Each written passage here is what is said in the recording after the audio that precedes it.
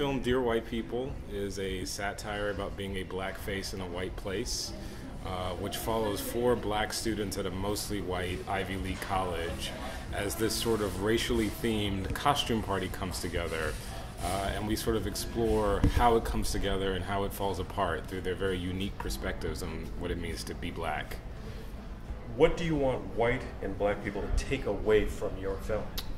I think that, for me, I really want to incite conversation and people talking about things that they sort of traditionally say in private, closed-door circles, and maybe sort of mix it up and have conversations that people have maybe felt too uncomfortable to have, admit some truths that have maybe been uncomfortable to admit before, and also to sort of, at a certain point, I think what's fun about a multi-protagonist movie is you have all these characters, all these very hard, shelled identities.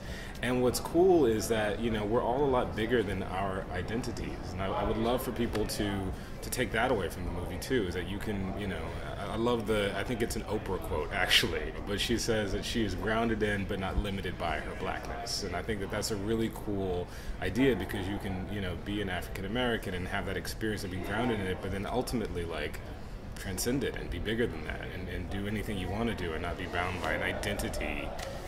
I'd love for people to have that conversation more often.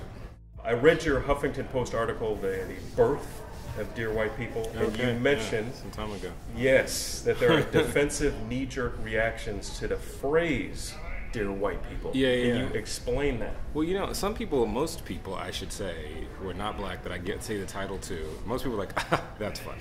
Most people are completely warmed and get that it's a joke. But some people, I think some people feel like, oh my God, this is going to be an hour and a half of all the things that I do wrong, as the white race, like that what are all of the microaggressions that white people do against black people, but that's not really what the movie's about. That's actually, the movie is about these 4 black characters, and the term Dear White People comes from a show that one of the characters starts on campus where she sort of is addressing the white people of her campus, but it's a controversial show. Not everyone in the movie agrees with it, and I think it's just I think it's a provocative title. I think it also sort of speaks to a truth about black culture, that it's oftentimes a reaction to white or mainstream culture. And frankly, it gets butts in the seats, and that's sort of the point of a good movie title, in my opinion. So, I think some of the controversy is perhaps unwarranted, but is, I think, helpful, frankly, in getting a movie like this, which, Hollywood hasn't figured out how to have an audience show up for a movie like this in quite some time. So the more people talking about it, I think, is the better, because then we can kind of clutter bust and actually get people to go see a movie with black people in it that's very different from the other movies with black people in it out right now. And that's something I definitely want to talk to you about too. As far as people's response, when I went below that Huffington Post article, there are all these little, these comments. There was one by Pirate Ninja 4 says, "Oh boy, I'm white and I approve of this message." So that was a good thing, right? Thank you, Pirate Ninja. Pirate Ninja 4. Oh, Pirate Ninja 4. JM. This is interesting. He says, "Oh, great, more contemptuous black folks with a chip on their shoulder who want to paint white people with a broad brush and wave their blackness in their face. Just what we need to foster more racial animosity and hatefulness." How do you overcome that? That's probably someone who hasn't even seen the movie. Well, one thing is I never read the comment sections anymore. I mean, when we did the concept trailer, it was so funny because we would get like, why do we need a movie like this? We don't have a race problem. And the next comment was, N-word, go home. And it's like, okay, well, so clearly the comments prove that the movie is very necessary. And when the trailer came out, we were still sort of at the end of that post-racial fantasy where we thought like, oh, because we have Barack Obama and Beyonce, somehow we've transcended racism. And we were still people were still thinking that was the America we lived in at the time the trailer came out. So, there was some stuff around that. I mean, listen, that guy obviously didn't even read the article that I wrote because, that's not the impression that I think I gave in that article that you would get from reading that article or seeing my film. And I think people just, people are just angry and they just want to scream and shout about stuff. I think there's people who literally go on Google, type in the term black, and just leave hateful comments and whatever it was that was posted. I really do. Because these people, I don't know where they come from. I suspect it's the same 5 people. I don't know. But, some people make it their business just to leave hateful comments on the internet. Sounds like a sad life to me. I don't know. Can you tell me about your experience at Sundance? How crazy was that? Sundance was really nuts for me. It was my first time. I was a publicist for some years, and this is my first time sort of on the other side of that world. And it was crazy for me. I can't say it was exciting and fun because I was too nervous about how it would play. Even people who liked the film were like, yeah, I don't know how it's going to play there, though. I mean, there was really a lot of, we don't know what's going to happen here.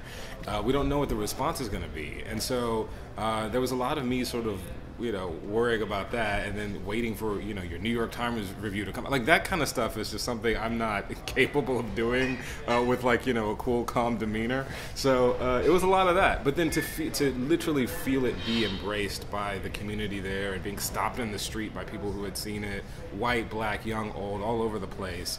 And then to, win that awesome prize, it was once in a lifetime, unforgettable experience. And Roadside, who is, handling the theatrical release of the film, what's so great about them is that they totally get the movie that we made. Like, they get it through and through. They trust us that we understand our audience. They trust that there is an audience. And I'm just so lucky that this is how it all turned out, because there are many other ways it could have turned out.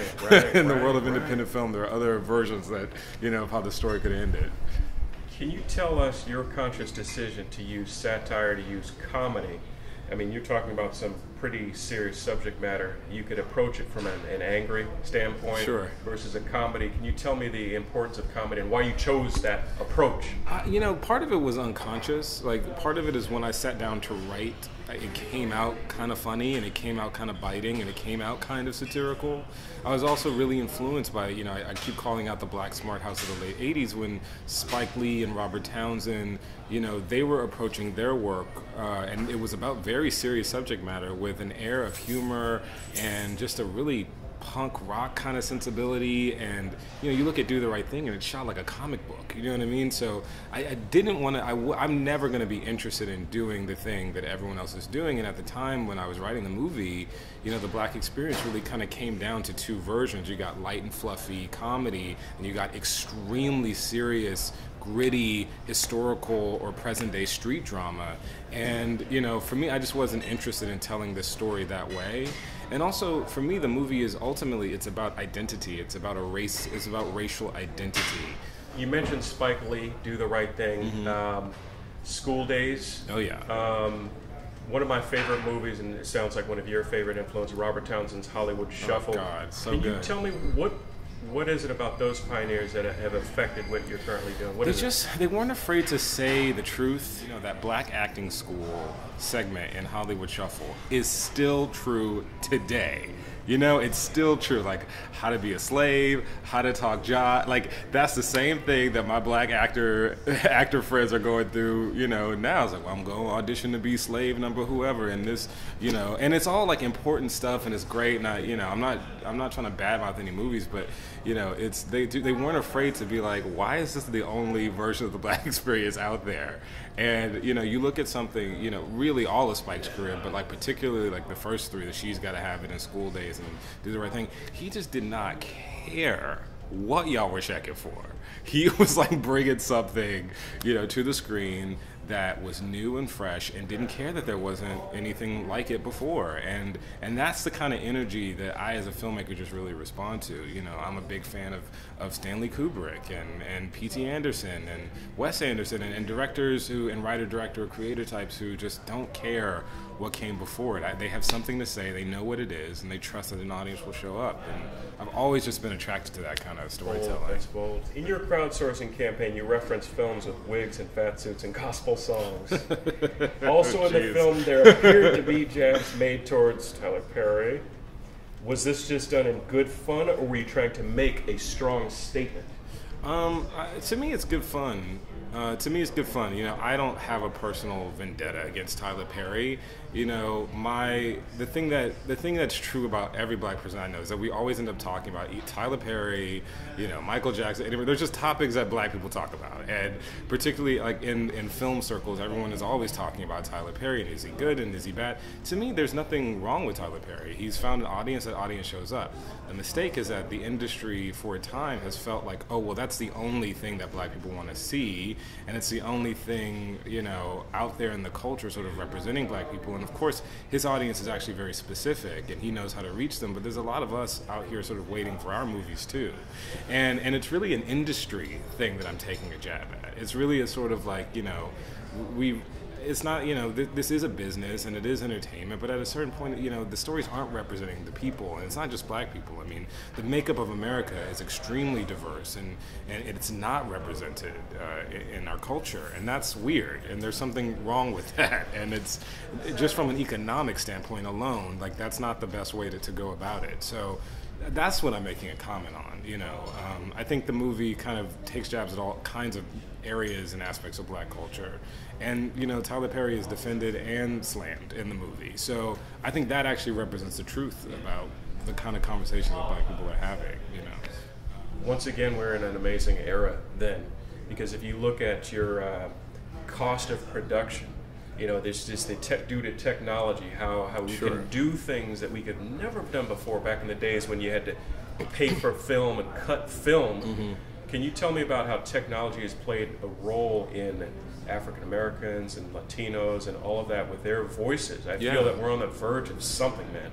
Well, you know, it's you know, everyone is famously democratized now because of, you know, YouTube and cell phone. I mean, anyone really, Vine. I mean, there are people making millions of dollars off of 6-second Vine videos. Like, anybody can reach a group of people now, really. It just takes something that people are interested in seeing and hearing. And, you know, some of that is self-organizing, some of it is backed by people with money, but there's really nothing to keep you from doing something if you work hard enough. I mean, this movie started that way. I had a script that people liked, but nobody was checking for it. Nobody was trying to make a, you know, multi-protagonist rumination on black identity, you know, so I put a trailer on YouTube, and that's how we got started, you know. So I think it's very exciting that is, you know, it makes it harder too, because now that anyone can do it, there's just a lot of noise out there too that you gotta clutter bust through. But, you know, it is very exciting. My friend Issa Rae, who does Awkward Black Girl, you know, she posts every video. It's like millions and millions of views. Like, yeah, those people are starving for this kind of content. And, you know, it's crazy to me that show, you know, that people are so baffled by its success. And it's like, no, of course not. Like, this is... So, like, these people haven't seen anything to reflect what they're going through in such a long time, and she's hitting it on the head, you know. I think it's very exciting. I think it's great. I think it's like creating the stars, you know, of tomorrow and the storytellers of tomorrow, and it's very exciting to see, you know, what that turns into. Interesting. What character do you most relate to in your film, and why? Well, they're all definitely shades of me. You know, I think, like, I definitely, the thing I say, which is true, is I started school Lionel and I left Sam. You know, this sort of like geeky, gay black kid that didn't know he was supposed to be and who he was supposed to hang out with.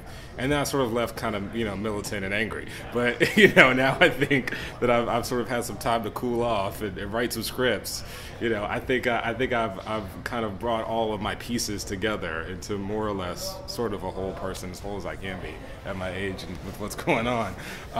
But yeah, I mean, I guess those are the two that sort of are most closely to the version of me that people know the best. But I've been all of them. I am all of them. They all come from some aspect of what's going on in here, you know. So those characters can just basically mimic a progression.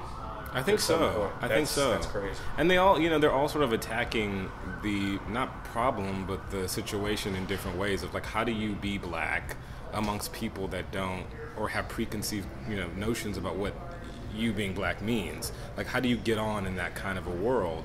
And, you know, they each have different ways of doing it, and they each have they have pros and cons to each of their sort of techniques, and that's sort of, you know, worth saying, because there are certain characters in the movie, you know, and it's so interesting to see. I'll have an audience member watch the film and they'll say something like, well, why did you vilify Coco? Like, why did you, like, why is she, you know, like, I just didn't like her, like, da-da-da-da. And another person raises their hand, it's like, I'm Coco. Thank you so much for putting her on the screen. That's exactly what I go through. She, to me, was the lead of the movie. You know, so that's, to me, that's really cool, is that with the multi-protagonist sort of format, I've been able to reach people at different places, at different points of where they are in their journey. And that's cool. I think that's cool. What is next for Justin Simien? Wow.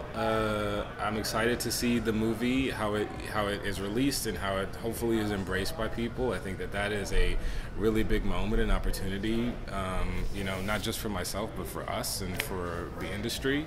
And there's a bunch of projects in the pipeline. I don't plan to sort of, sit around for the next 10 years and then, hey, there's a Dear White People 2 coming out. No, I got to make some more movies and do some TV and do some, digital stuff. So there's a lot of stuff cooking. Hopefully I can let you know what's coming out the oven as soon as I can. Think there might be a Dear Black People? Oh, God. That's the one line in the movie that I definitely agree with. I think most of culture already is a Dear Black People, maybe in a coded and subtle way. But the culture has already told Black people what they are and what they can and can't be in its own way. So I don't know if it's necessary.